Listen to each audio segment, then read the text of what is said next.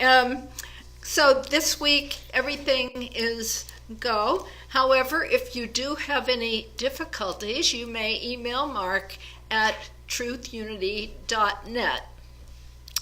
On my website, newfoundationunity.org, you will find a couple of handouts. One is a kind of outline for lesson 1, plus a reading list.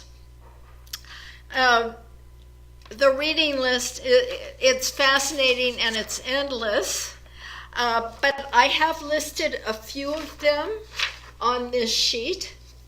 Ones that I definitely hope you will read are the Bible passages that are mentioned here, as well as Charles Fillmore's Atomic Prayer. If you can't find that, which I feel certain that you cannot, then you can go to truthunity.net and look up in Atom Smashing Power of Mind, which is on Mark's website, and it's the whole first chapter there, which not only gives us insight into Charles Fillmore's capacity to think way beyond the period of time that he was living in, but it gives us an insight as to how to access this thing we call silence. So in the recommended books, Proof of Heaven, I'm going to talk about that one tonight, because in addition to talking about mystical experiences, I'm going to give you some dramatic examples. And then each week, we'll have a different stage of understanding mystical experiences. It's not enough just to have a mystical experience. The idea is to build a consciousness where we live a mystical life. And so we will have much, much more to come. And so let's just take a moment and be silent for a few moments and know that it is the key in the silence to all good, the source of all religions, the source of all spiritual teachings, the source of guidance, the source of inspiration, the source of joy, and endlessly all good in the silence.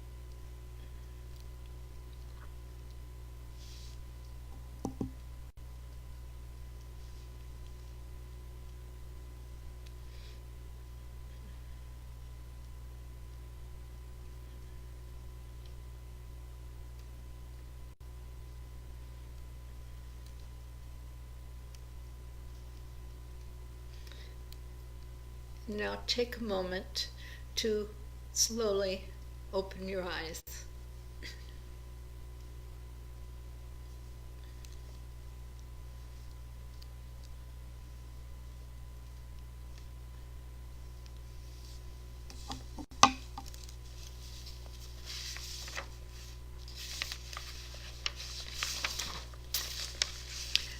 For all you listening out in cyberspace, know that I am speaking directly to you, and I invite you to call in to the phone number. It's the same as before, 816-301-6304.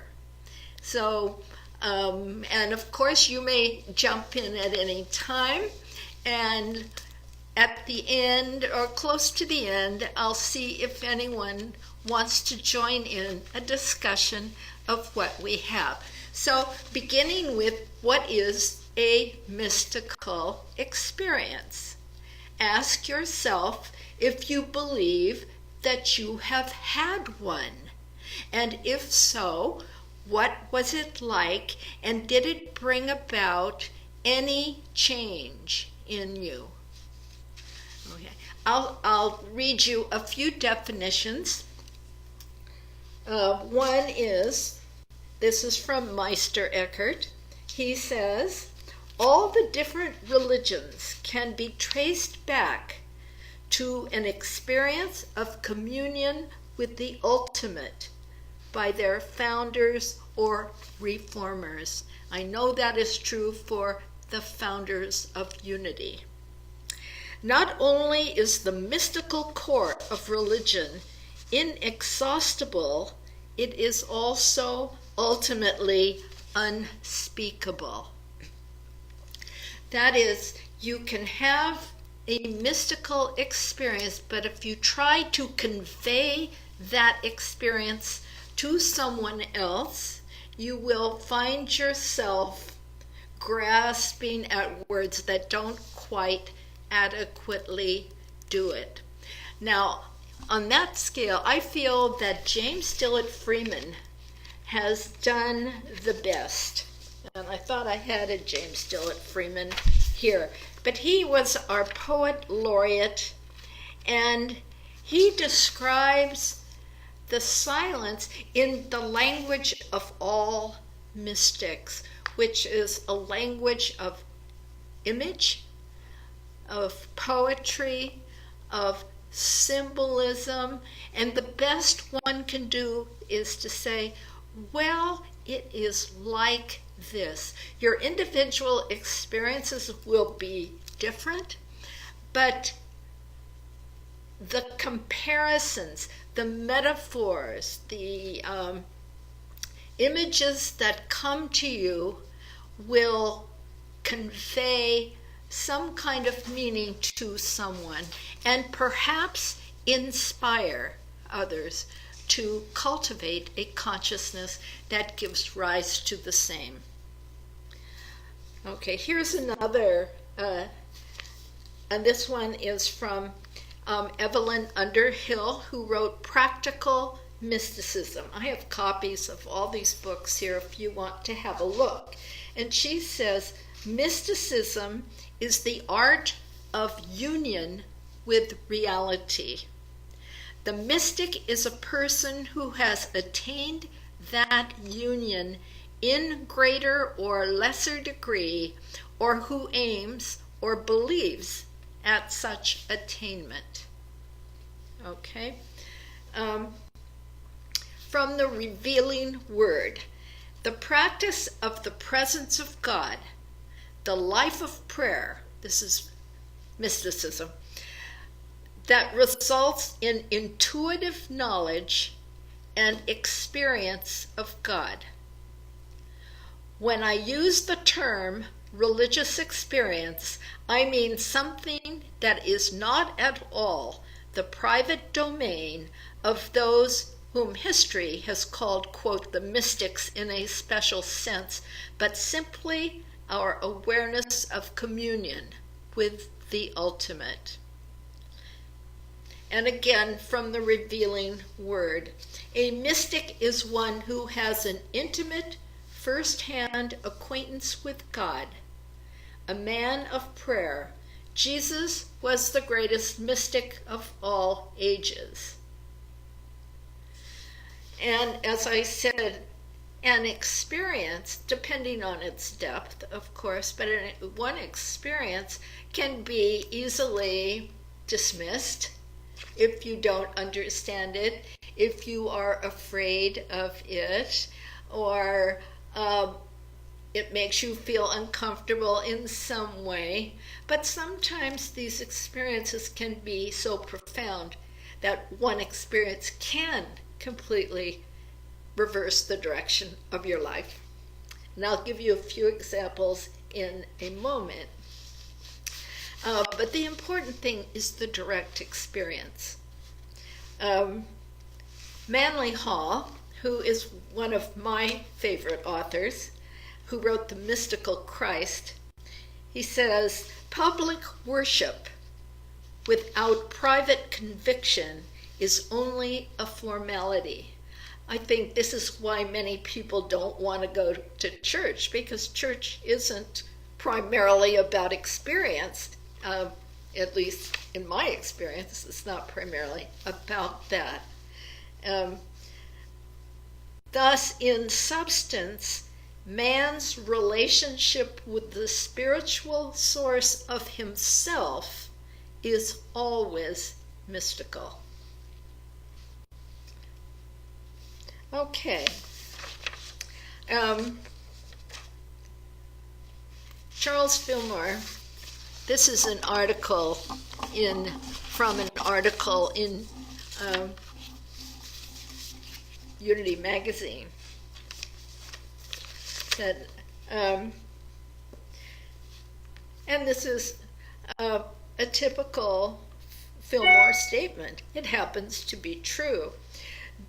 This is the only way to know God. Be still and know that the I of me is God. God is in his holy temple, and all of the earth keeps silence before him. And he considers that the greatest blessing that has ever been given to us.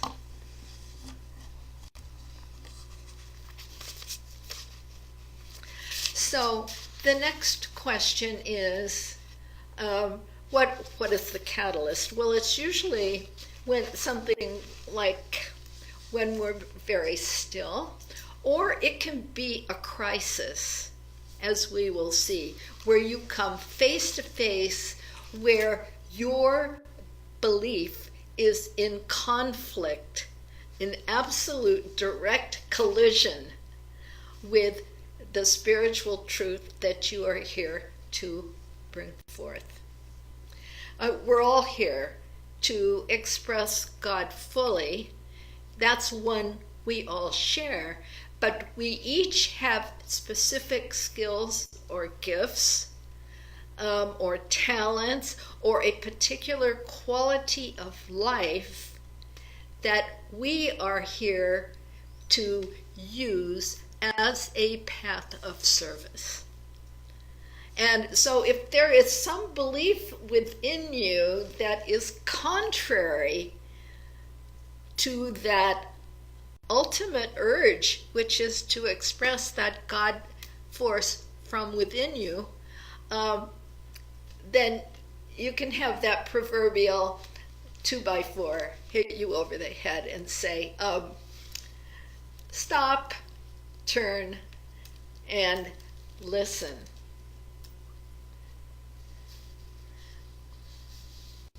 And this from Emma Curtis Hopkins, who was the teacher of not only Charles and Myrtle Fillmore, but of Ernest Holmes and Emily Cady, and pretty much all of the New Thought teachers. She said, we need the language of mystics to blow to pieces the conceptual walls that divide us. You know, if throughout the ages, religions have fought one another. You know, one theology versus another theology. And there's a reason why we don't easily, civilly discuss religion or politics, right? Because one person can be wearing orange glasses and the other person can be wearing purple glasses, and the orange people, no matter how real the orange seems to them, you're never going to convince a person who's wearing purple glasses, and vice versa. And that's what it is. There is no meeting point. These are different levels of understanding that are not compatible with one another. Okay? I'm sure we've all had little discussions like that, right? But it is the silence that unites us. So if we can get, and we all have free and open access to that source, once we get there, we find, oh, there is only one. Okay, that's what we are here to discover. And so she says that's breaking down the conceptual walls by simply transcending them. She said that mysticism teaches those who have shared in its vision that in solving collective problems, the way in is the way out. The mystic is not selfish. He seeks the restatement of his own essential values. It is the motive rather than the action which determines the degree of merit. So think on that one, and if you just make a note, anything that you want to bring up, you out there in cyberspace, we have no way, this is again Emma Curtis Hopkins, we have no way of finding the world of spirit except by retiring into those internal depths which bring us close to the eternal power. Once we have experienced the consciousness of God, we can appreciate the history of civilization, which has been what? Largely long periods of war, maybe a short period of peace, and then a long periods of war. That's basically civilization. Okay, so here are some things that you might notice as a result of a mystical experience. A dramatic change in perspective of how you view the world. Remember when Rusty Schweikert, who went up to the moon, he didn't walk on it, but he went up there, and when he saw the Earth from that perspective, it was just tiny, this tiny, beautiful blue ball. And when he came back to Earth, his whole perspective, his whole sense of appreciation for the fragility and the beauty of the integrity and the ecology of the Earth was so greatly enhanced. And that's the same with us in an inner way, that once we go to that source, we come out and we see things differently. We have a different sort of appreciation. As Paul says in the New Testament, I die daily. Every time you go into the silence, something gets released and you come out, and it's a new world, in essence. Okay. I wanted to I'm not going to read the whole thing, and you can go to Mark's website, or you have the actual copies, Dean, of, I printed out the first chapter of Atom Smashing Power of Mind. And what I'll do is I'll summarize what it says, and then you can read it for yourself. And what it says is, and this is one of the most brilliant things, I think, that Charles Fillmore has written, namely that science, and remember, he's living now in the early 20th century. This is before the atom bomb.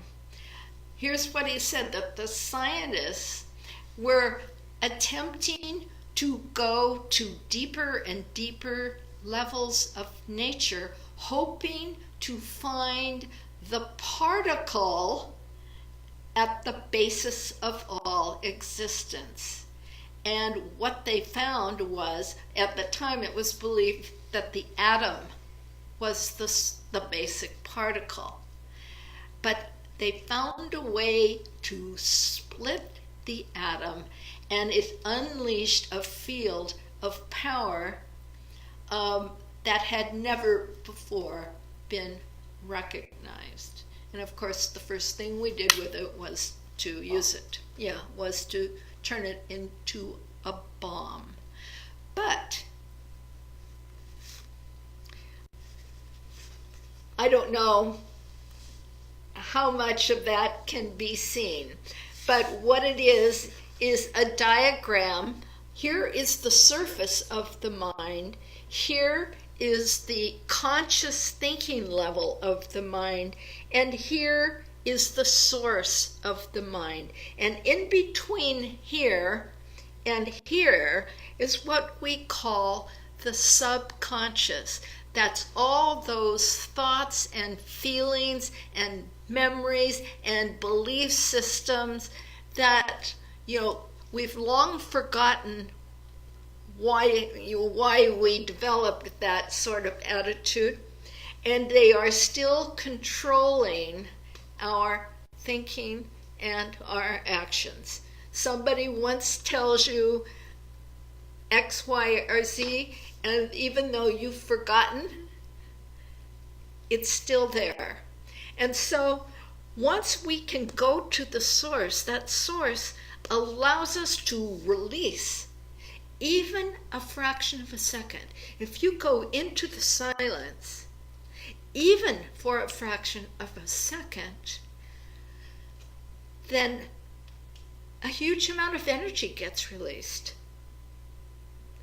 And as you continue to practice going into the silence, you find more and more power available to you. And there is infinite depth to the silence. It's not a flat state. It's quite a dynamic state.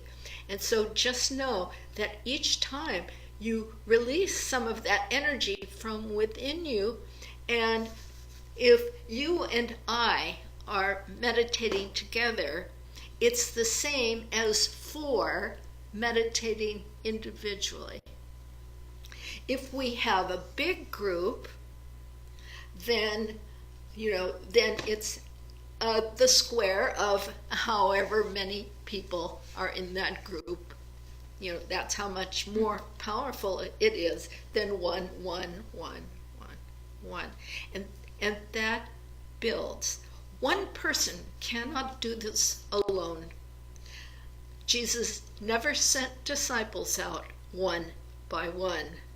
They always were a minimum of 2 or 3. So Charles Fillmore discovered that there was great power in these groups of people sitting in silence, which started from 6 in the Fillmore's living room to over 200,000 in 1929. And so continually around the world, a positive influence was being radiated out. I'm going to save the whole story of that for next time.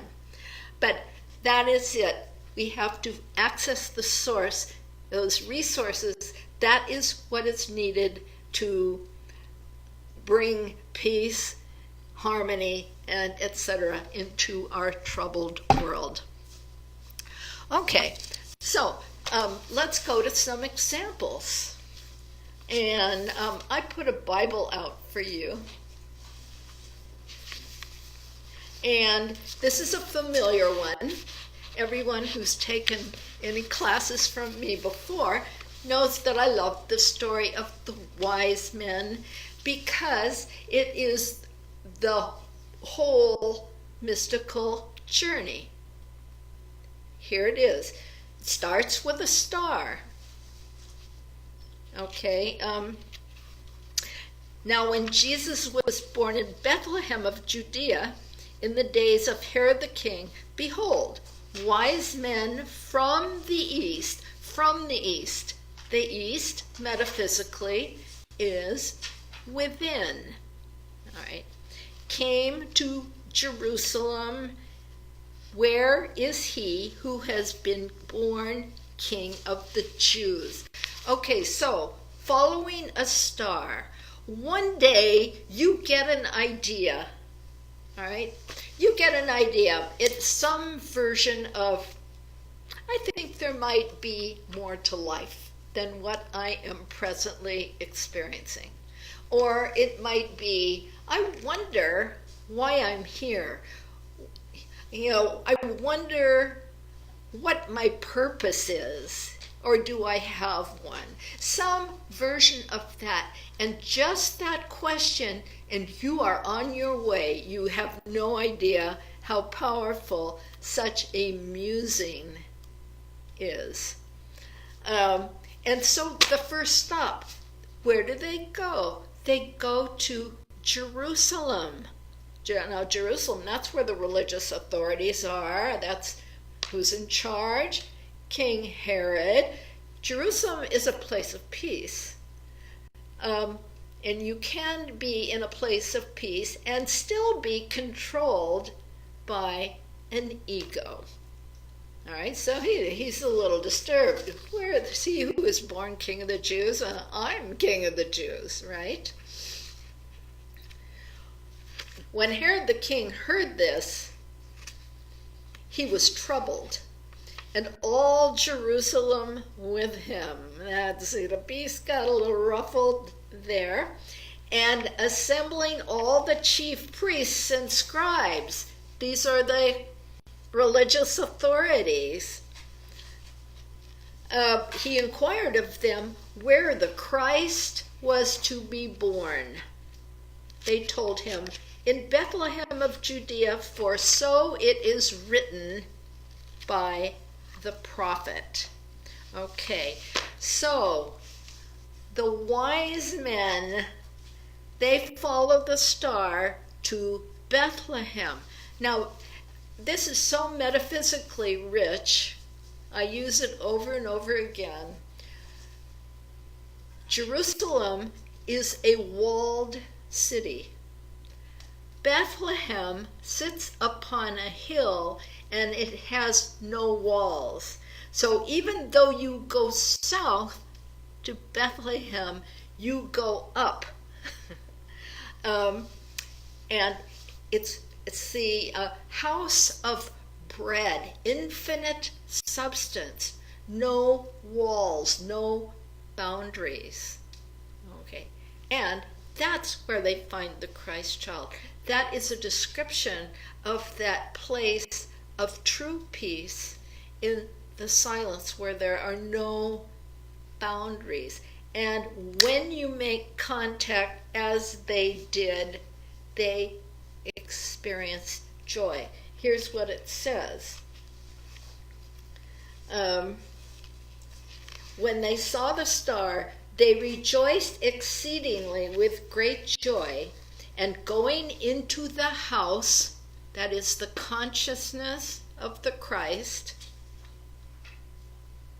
they fell down and worshipped him. Then opening their treasures, they offered him gifts, gold, frankincense, and myrrh. And being warned in a dream not to return to Herod, they departed for their own country by another way. You do not get to the Christ through the intellect. The intellect is governed by the ego. In other words, you can't reason yourself, and you can say affirmations and all, but that's not going to get you there without the experience. Okay. And so we have these resources within us: gold, frankincense, and myrrh, metaphysically rich in their meaning. All right. That richness of inner resource. And so once we enter into that science, that gets released. It doesn't get released until we've contacted where they actually are. And then you go about your business a different way. There, it all is metaphysically laid out. Okay. I want to talk about a couple of very extreme dramatic examples, and if any of you have any of your own experiences to share, I invite you to do that as well.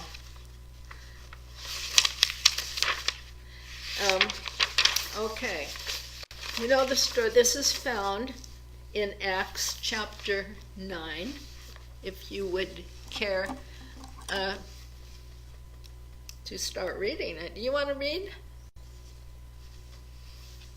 Or do you want me to read? Well, it's Acts chapter 9. why don't you go ahead?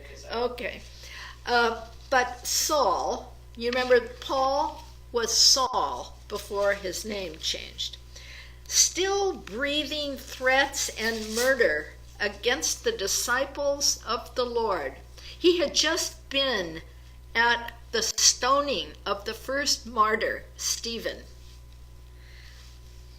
Went to the high priest and asked him for letters to the synagogues at Damascus, so that if he found any belonging to the way, that was the name of the followers of Jesus, men or women, he might bring them bound to Jerusalem.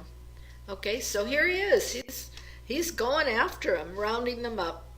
Now, as he journeyed, he approached Damascus, and suddenly a bright light from heaven flashed about him, and he fell to the ground and heard a voice saying to him, "Saul, Saul, why do you persecute me?" And he said, "Who are you, Lord?" The fact that he calls him Lord. The Lord of the Old Testament is the Christ of the New. All right, so he recognizes the voice of the Christ. And he said, "I am Jesus, whom you are persecuting. But rise, go up in consciousness, enter the city, and you will be told what you are to do." You don't get the whole picture. You only get one little bit of guidance, step at a time. The men who were traveling with him were speechless, hearing the voice, but seeing no one. Saul arose from the ground, and when his eyes were opened, he could see nothing. So they led him by the hand and brought him into Damascus, and for 3 days he was without sight and neither ate nor drank. In fact, it was such a powerful experience. He could take in nothing from the outside. No food, no drink, no sights, no sounds. He was really down there in that deep state. Now, there was a disciple at Damascus named Ananias. The Lord said to him in a vision, "Ananias?" And he said, "Yes, here I am, Lord." And the Lord said to him, "Rise and go to the street called Straight, and inquire in the house of Judas for a man of Tarsus named Saul. For behold, he is praying. And he has seen a man named Ananias as come in and lay his hands on him so that he might regain his sight."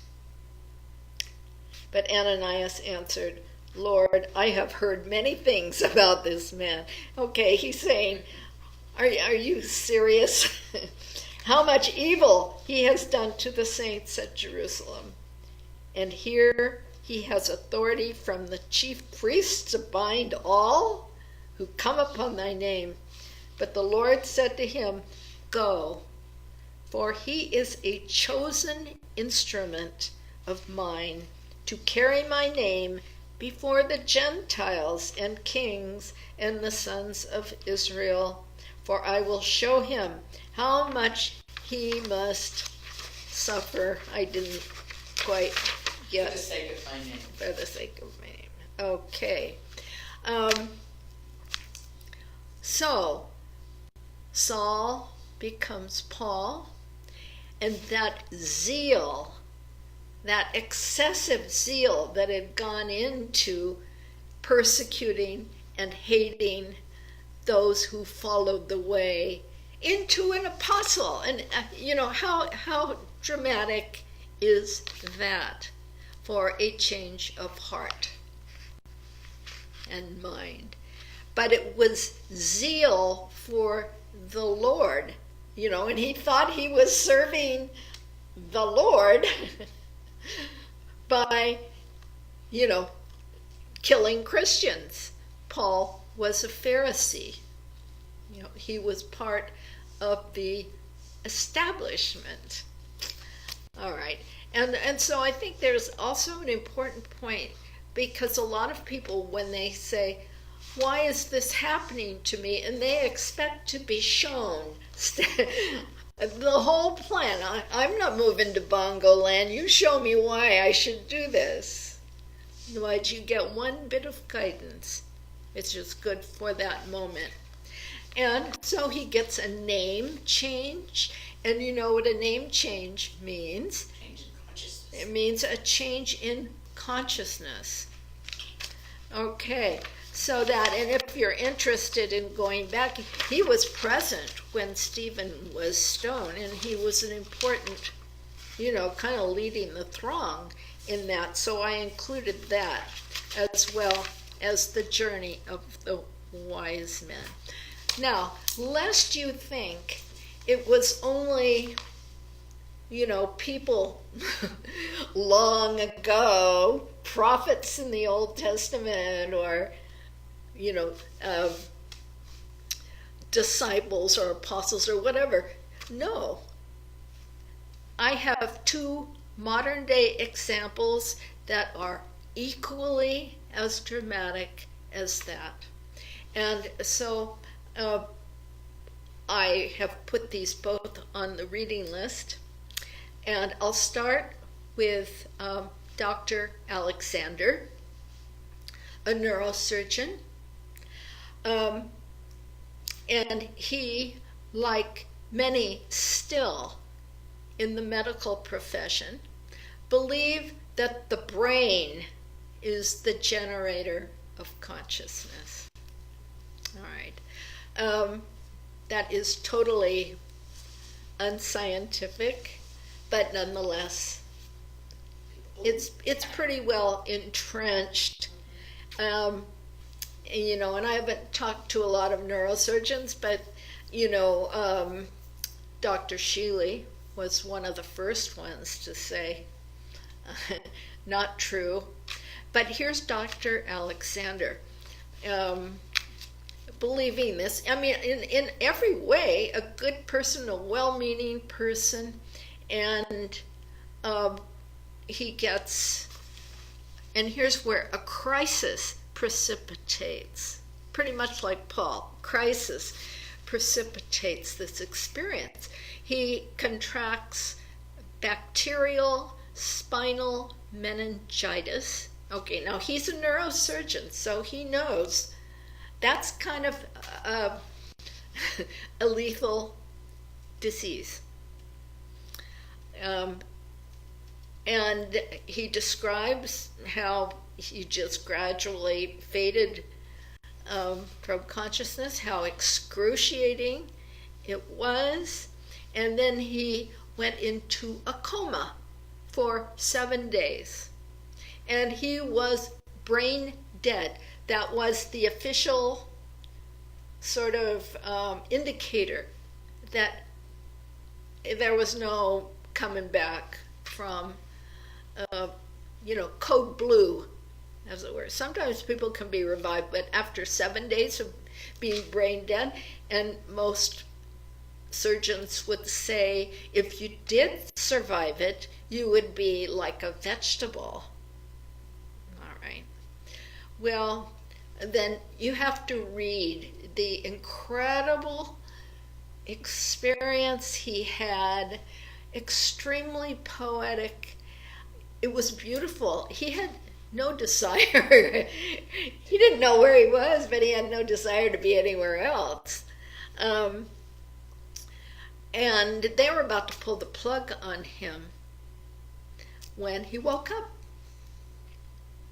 And he woke up, and the way he described his consciousness was like it really took an adjustment to get back to the world. He said it was like it must be like a baby, full of awe and wonder, and kind of gradually figuring out how things are put together in the world.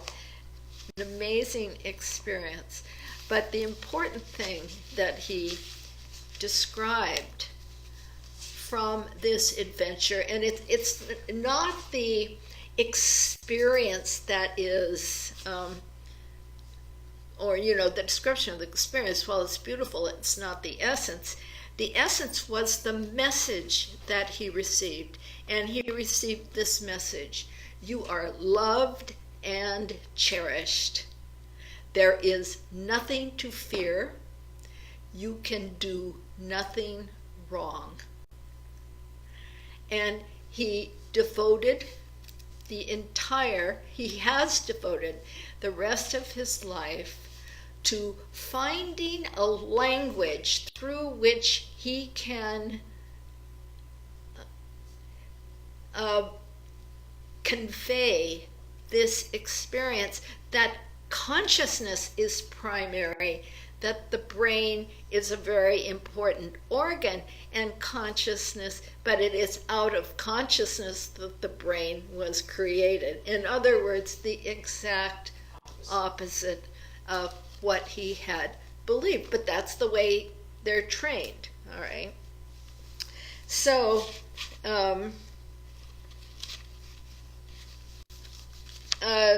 right.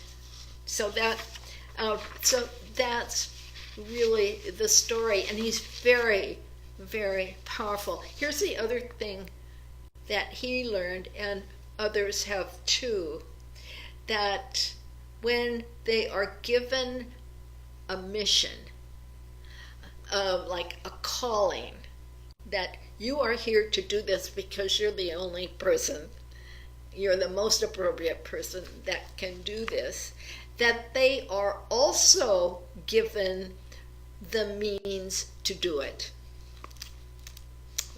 Okay. All right. So that's in a book called Proof of Heaven. It's very readable.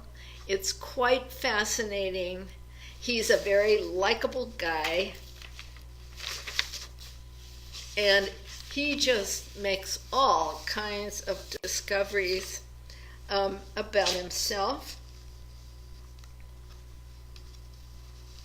And it's like, just as Paul, that is Saul, was baptized, and baptism meaning cleansing, so too Dr. Alexander's entire, in this near-death experience, was like total cleansing of a belief system that it's like a rigid wall that you can't intellectually get out of. So, and Paul, of course, went on to do 3 missionary tours, right? A missionary tour, metaphysically, is that you spread the word to all 3 levels of your being. Okay, so spirit, soul, and body.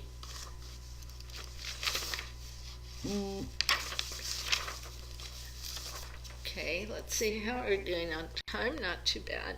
So I have time to tell you another story. Maybe 2 more stories. This one equally dramatic.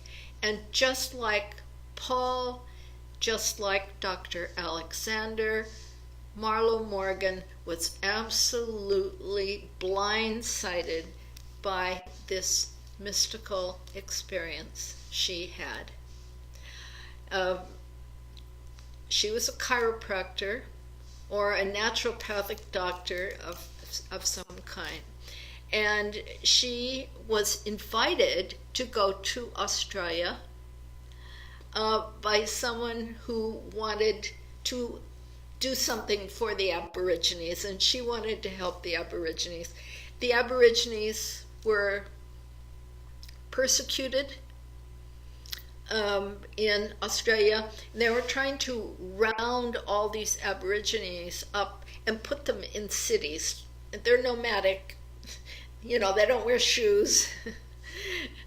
They're desert nomads. And there was a lot of prejudice and persecution, pretty much like minorities here are persecuted. But in this case, so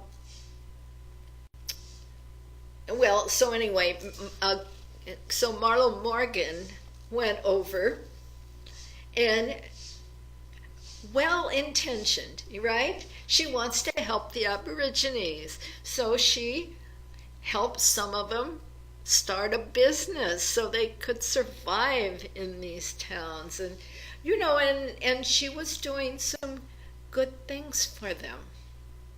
And then one day, she received word that she was to receive a plaque for her good work. It didn't say a plaque. She was to be honored. Her daughter laughed at her. She said, "You really think Aborigines are going to give you a plaque?" And so they said they were honoring her, and indeed, the supreme honor. And they took her on a trek through the Australian desert.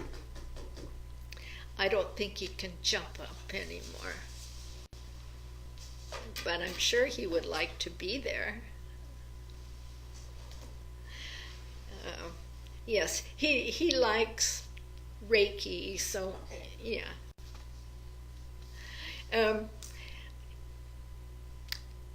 So she met an Aborigine in a loincloth in a Jeep at the Hilton Hotel. And it is really a funny story the way she tells it, because she'd gotten What's the name of that book? Mutant Message. Okay, Mutant Message, and I'll explain what that means. So here she is. She has a new suit. She bought a new diamond watch, a new bag. I mean, she was really decked out for, she thought, a ceremony of a plaque at the Hilton. So they say, get in the Jeep, and they drive 3 hours out into the desert. And she's, I wonder where this is going. And so they come to a place where there's a kind of warehouse, and they tell her to take off her clothes and put on this kind of a sarong, and they put her clothes in a pile, including her new diamond watch, and she watches them burn it. I mean, it's funny. um, and they smudge her so she can go into this meeting, and she has no idea what they're doing in this meeting. And what they're deciding is they're going to show her some things and decide if she is worthy of this honor that is about to be bestowed on her. And so she thinks about, maybe she should say, oh, thank you, I'm very honored, and I think I'll go back now. This is a little bit like Moses, and he says, oh, maybe not me, maybe somebody else. But she goes with them all the while, not knowing where this was going. They did not use their voices to communicate. They only used their voices for singing and celebration. But they sent a translator so that she could understand. And the prayer that was told to her that they were using every day was a prayer to oneness. That was their name for God, or their concept of God. Oneness. Thank you for the food, and they would name a particular plant or animal that was going to show up. They only had one meal each day. She lost a lot of weight, she said. And sure enough, at a particular time, the plant or the animal or the insects or whatever showed up for food that day. And walking through the desert barefoot, her feet got terribly burned. And so, but they were very kind to her, and they knew she was a mutant. That is a deviation from the normal consciousness of being one with one's environment. We have so separated ourselves from the environment that we think nothing of, oil spills and polluting our water and our air, and, cutting down trees and crazy, like destroying our environment. So with them, they called her a mutant. She was like a mutation.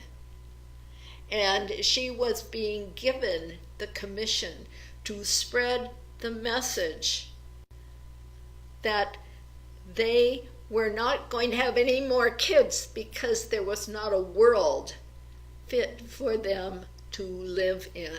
And she was to spread this message. Now, she learned many things along the way. She learned first of all, she learned that when you're hungry, you'll eat anything. All right, and so she never thought she would eat worms. They ate theirs raw, but, they cooked them and mixed them with, and made it sort of a gourmet worm lunch or dinner or whatever. Oh, and I wish I could reproduce how she told the story, because it was so funny. And she'd say, I look out into this desert and see absolutely nothing. And out of this, capacity to be one with the environment, they could manifest whatever it was that they needed. There were 63 of them, one of her, so a total of 64 on this jaunt. The other thing she learned about healing. One man volunteered, okay, and I'm going to put that in quotes because, it's pretty hard to consciously hurt yourself, but for a good cause. Okay, a man went down this steep embankment, and he had a compound fracture. And so the entire demonstration. As a demonstration, and like quicker than a New York second, all of them had formed a line from the top down to where the man was, and they had passed him back up to the top, and the medicine man of the group sang, and the bones went back in place. The medicine woman came along. She had some salve, and they continued their walk through the desert. One thing they had to continually emphasize for her is that healing has nothing to do with time. They would say, how can you people talk about forever, about eternity, when you have time bound to your wrist? So when I went to Atlanta, where she was speaking, she had everyone in the room take off watches if they had them on. Funny. So it turns out her final test was this. They functioned completely on that mystical guidance, intuitive guidance that came to them each day. And I've forgotten how long they had been in the desert, but it had been probably about 3 months. And each day, one member of the tribe led them all to food and water. But this day they said, okay, now it's your turn. And she panicked. We've carried you along all these days, and now it's your turn to lead us to food and water. Well, they wandered in the desert for, I think, 3 days, and they were close to dying of dehydration. And by the way, they said that we, meaning the Western part of the world, we are addicted to water because we have forgotten how to absorb moisture from our food. So they didn't need as much water, but nonetheless, 3 days in the desert. And she'd go from one to another. No one was going to help her. I mean, she could do it as well as anyone else. And so finally, she, got a hit. There was a rock that one of them had given her. She put the rock in her mouth to generate saliva. And then she just started thinking water, and imaging every form of water she could think of.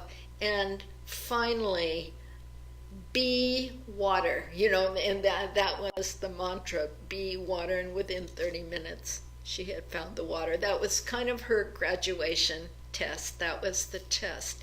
And then they showed her there was some place in the rocks where the entire oral history of these people had been written down. And nobody got to see this outside of this tribe.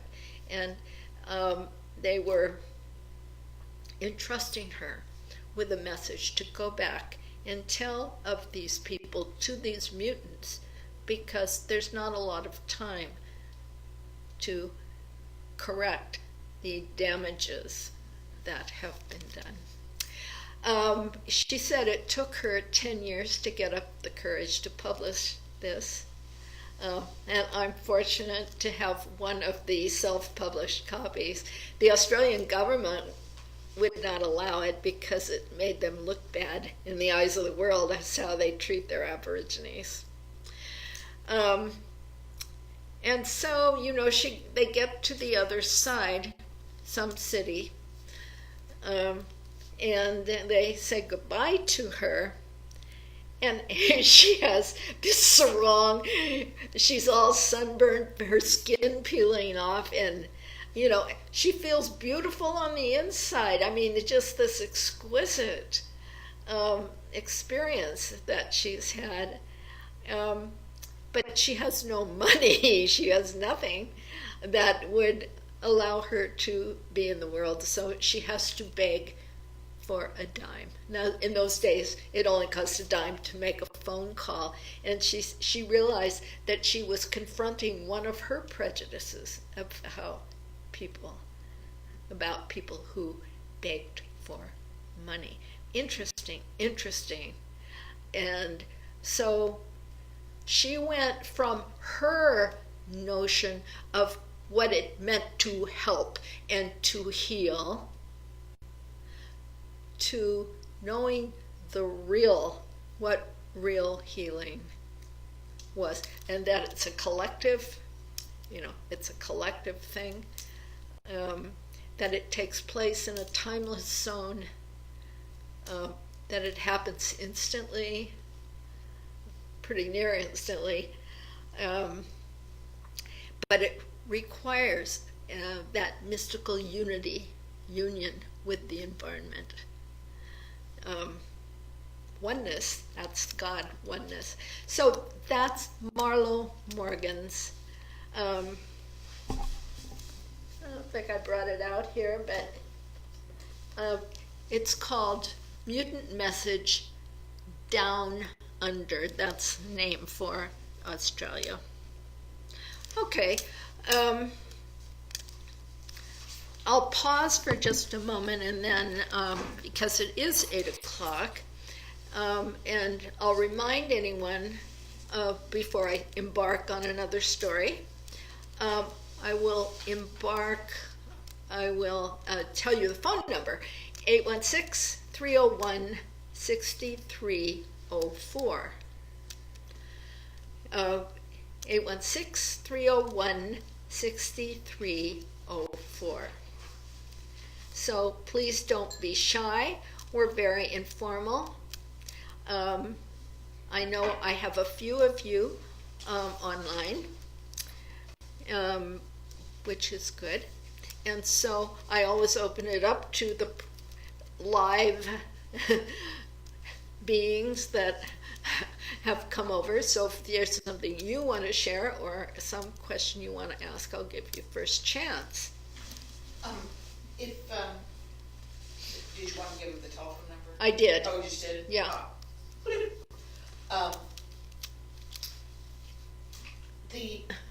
There seems to be a frightening element, or what could be a frightening element, in Saul and Margot and Dr. Alexander. All of these really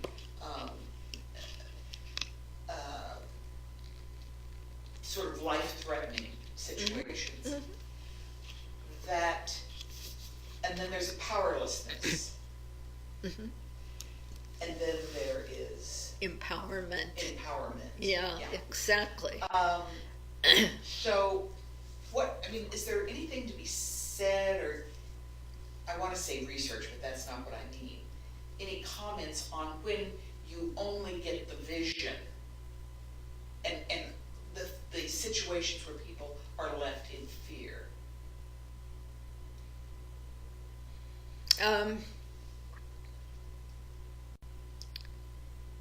Well, that's, I just let me say that these are exceptional ones that I have chosen for tonight. They are not all that way. Right. For some people, it unfolds day by day by day. Charles Fillmore, there was.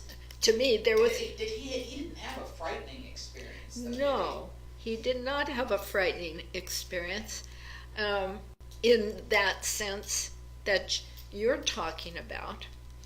But he had this incredible vision that came from, as he said, going to headquarters, which is once you experience that, and then it was Myrtle who started Silent Unity. All right. And so, then you discovered that there's power in a group.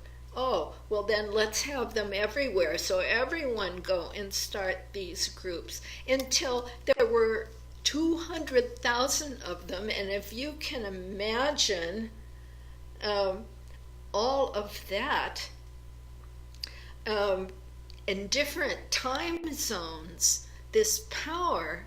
And so it demonstrated to him that Jesus' vision could be fulfilled by the Unity Church Universal. This was his vision, an invisible church where the silent army of the Lord could project peace onto exactly the same situation we're having today of war and greed and selfishness. And he says he called it the silent army of the Lord, all meeting in silence, projecting, just simply radiating a different consciousness that calms things down.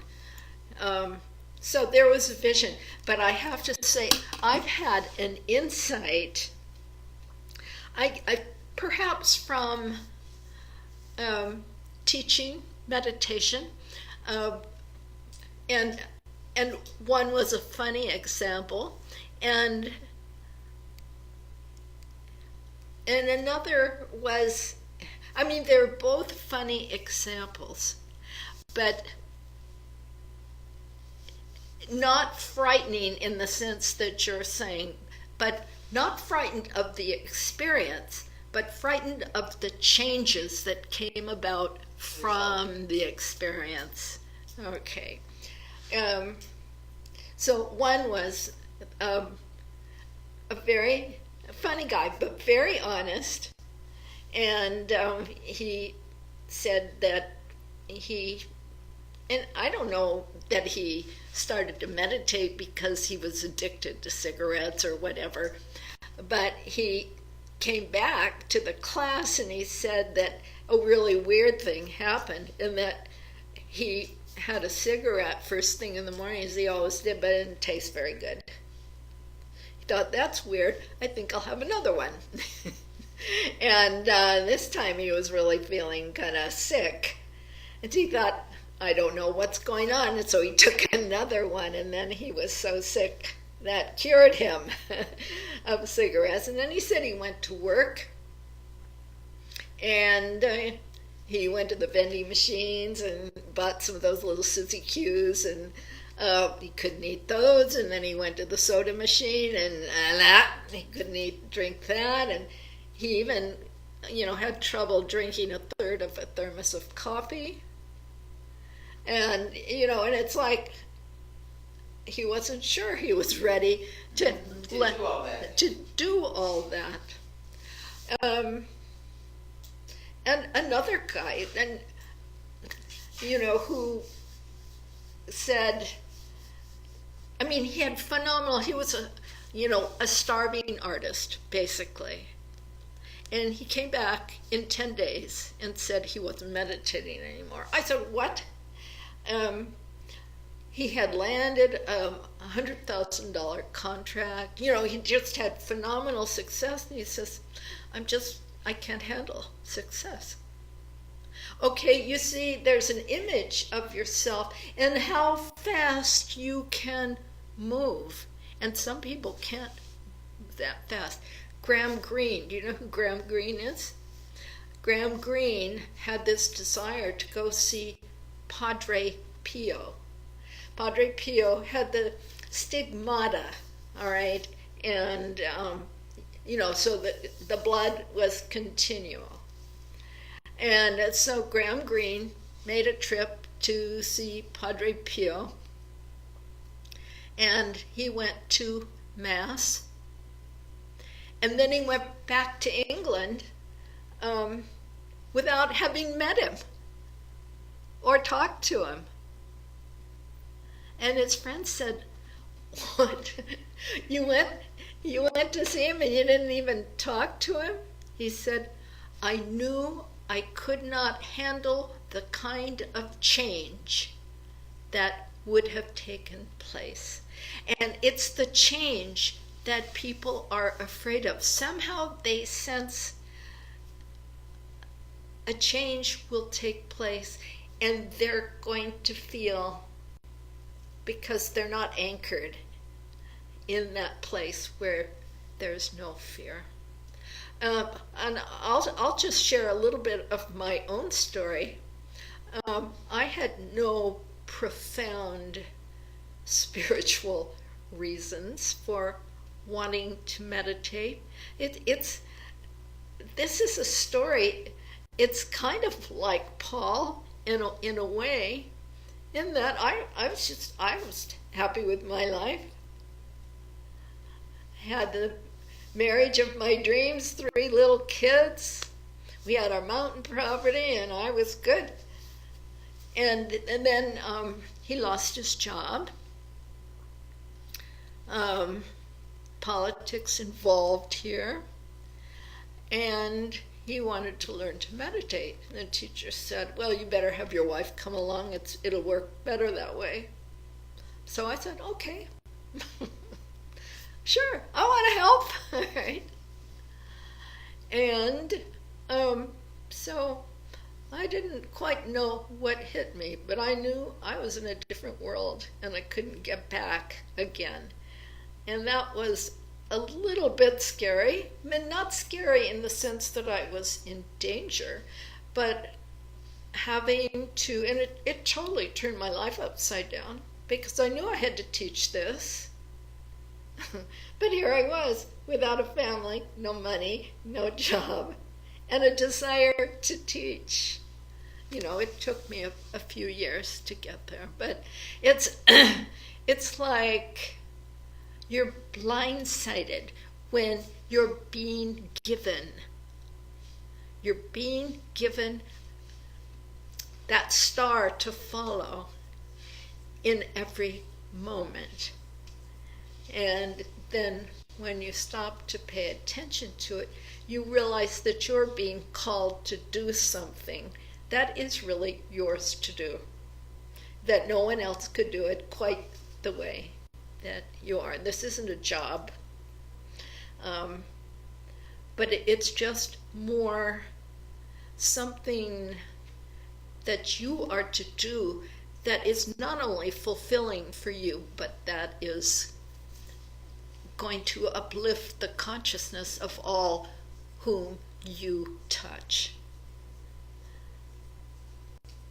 And I have come to the conclusion that there are reasons for people not wanting to meditate. And it's a kind of sense they know. They're either afraid that a lot of things are going to come up from within them that they want to keep stuffed in there, or that it's going to change their life in ways that they're not ready to have it do. So that is a topic for discussion. And so if any of you out there would like to call, the phone is ready and waiting for you. But just know, experiences like this can happen to anyone at any time, and it's a matter of readiness, you know. And it's really you who choose, because you're the one who asks the question. So, gee, I wonder for what purpose I am put here on earth. Or, you know, having coffee at Starbucks and saying, gee, I wonder what my purpose is, you know. And it's like, and within that question is the answer. Now, you know, we can delay, you know, ultimately it'll keep coming back, but Um, so it's the change. So please, if you have any experiences out there to share, either about an experience you have had of resisting it, you can try and resist it, it's pretty hard, or that you have accepted and gone with it and come out with an absolutely beautiful change that you wouldn't have, chosen, but you wouldn't go back. 816-301-6304. Graham Greene did wonderful things. I mean, he had terrific insight into that whole use and misuse of the people and customs and that he was going to visit. Yes. And he was able to describe them in a universal context. But it just didn't. He didn't want to. But it was the personal, because people radiate, and Padre Pio, to have the stigmata is kind of the ultimate in. I think he was canonized. I'm not sure. But to feel that light, as Paul did on the road to Damascus, it absolutely knocks you out into another state of consciousness. Yeah, that was interesting to me, but that's definitely food for thought. And I've said for a long time, and you can, this is up for discussion. This is not written in stone, but I've always said that because it appears that we are all here for that purpose, to express the fullness of that power and presence within us for bringing good into the world, that it's a given, the destination is a given, since it is the will of a higher power that we do. The destination? Yeah, the journey, the mystical journey is the destination, a given, right? But the choice comes in how we make the choices along the way, and how open and receptive we are. Of course, the more, you can do it fast, or you can creep along. So I'm not sure. It's like everyone can have, and probably at some time does have, a mystical experience. But is everyone a mystic? Mystic is an archetype, so it's accessible to all. But maybe it's like saying everyone can speak French, but can everyone speak French? It's. I think will has something to do with it, although it's pretty hard to resist if you are choosing something. We say many are called and few are chosen, and I would say all are called, but few choose to answer that call. That's a question for discussion. I'm trying to tempt somebody out there to call in. 816-301-6304. I'm not hearing the phone ring. I know if Bob was on the line, he would call, but he's not. Well, I'll give you a preview of next week, and we'll talk about once you have that notion that you are a spiritual being, then how, if you wish to cultivate that consciousness, how that is done, how to cultivate it, and what kind of education, and I'll give you 3 examples of a mystical education. But that's for next week. And so I want you to read the story of Moses in Exodus 3, where Moses is called at the burning bush. And so think about the conditions under which that happens. He was a very reluctant messenger. I was just, when you mentioned that, I thought, well, there's one, yeah. Yeah, there's a reluctant one who fought it, right? But he fulfilled his mission. But, it's really funny that the first 3, his life is divided into 40-year periods. And obviously not 40 years in linear time. But as long as it takes. But yeah, so the first part, couple chapters. Second part, couple of chapters. And the whole rest of the time is this slogging through the wilderness, dealing with all the grumpiness and the no water, no food, not getting, let's go back to Egypt. Yeah, so Moses, and then by contrast, Isaiah, and it's Isaiah. Anyway, it's on my website at newfoundationunity.org. Look at lesson 2. Isaiah. Isaiah 6. And you will see his calling. Then I want to go through Ezekiel, how people are called and what is their reaction, what is the language of the experience, how forceful is it, and did they follow it?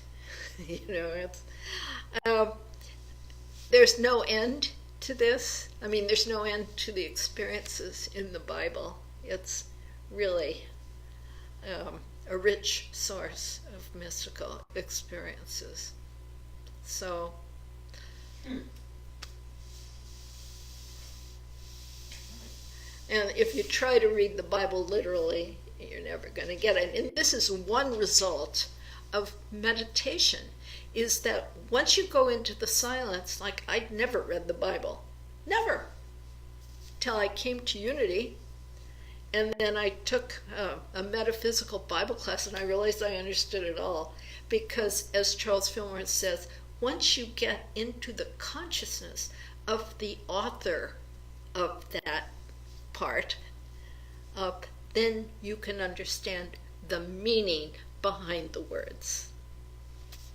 So, anyway, that's all I have to say for tonight. Anything else? No. Should we have an offering? Oh, yes. Yes. So if you out there would care to give a love offering to New Foundation Unity, it would be greatly appreciated. We can go through And yes, we will do that, and we bless our gifts by holding them in our hands with an awareness of the infinite source from which they come. One source, one infinite substance, always flowing to, through, and around us. Jesus taught us that as we give, so we receive. And we have already received all that God has and is. And now is our opportunity to give in fulfillment of that universal law of circulation. So let's affirm our offertory statement together. Divine love through me blesses and multiplies all that I have, all that I give, and all that I receive. And we say thank you. Thank you. And I thank all of you out there. I hope to see you. I'll give you 3 more minutes to call. Actually, Mark has something that can be done where there's a window on the screen that shows the handout. Now, we haven't worked that out yet. I spent many hours with Mark. So then you would tap on that and it And- would come up, or what? Well, the And screen block would, you out? the screen, no, it doesn't block me out. It's just a separate window so you can see me and then I can explain the handout. Okay. That is yet to be. That is a future technological development. And so with that, let's just close our eyes for a moment and give thanks for this capacity we have to access the full power of God in the silence of our own being and to bring it forth through the power of faith in that invisible presence for the betterment of our world. Thank you, God. Amen. And thank you for watching New Foundation Unity, and we hope to see you again next week Blessings. with more questions, comments, and conversation. God bless you.